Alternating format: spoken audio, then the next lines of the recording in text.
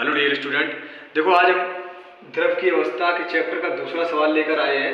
देखो दूसरा सवाल क्या है कि एक सवाल दे रखा उसमें 30 डिग्री सेंटीग्रेड तथा एक बार दाब पर वायु के 500 डीएम की पावर 3 आयतन को 200 डीएम की पावर 3 तक संपीड़ित करने के लिए कितने न्यूनतम दाब की आवश्यकता होगी।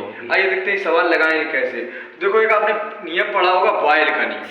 तो जो बॉयल का नियम क्या होता है उसे देख लो पहले। बॉयल का नियम क्या होता है? बॉयल का नियम P1 V1 बराबर P2 V2। अब हमें इसमें क्या करना है? अब देखो एक चीज सवाल में दे रखा है 30 डिग्री सेंटीग्रेड, इसका इस सवाल में कोई मतलब है ही नहीं। आप ये 30 डिग्री सेंटीग्रेड जो दिया गया इसको आप भूल जाइए, इसका इस सवाल से कोई लेना देना नहीं है। वो कह रहा है, सिर्फ हमें समझा रहा है कि 30 डिग्री सेंटीग्रेड पे ये काम किया गया है। इस सवाल से कोई मतलब नहीं है। अब देखो एक बार दाब, दाब बोले तो P और P बोले तो P1 बराबर 1 और यहाँ पे 500 डीएम की पावर 3 जो हमें पहले मिल गया। क्या मिल गया? V1।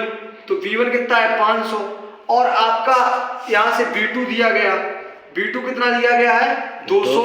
अब एक चीज देखो, आप यहाँ से हमें P2 नहीं दिया गया, P2 हमें नहीं दिया गया, हमें P2 निकालना है। तो आप रखते हैं P1 कितना है? 1 और V1 कितना है? 500 और P2 पता नहीं है, P2 हमें जानकारी नहीं है, V2 हमें दिया गया है 200। तो ये काटो और 2 दूनी 4 और 2 पंचे 10। तो P2 बराबर आपका कितना आ जाएगा? 2.5। यही आपसे पूछा था, तो ये बॉयल के नियम से लगेगा।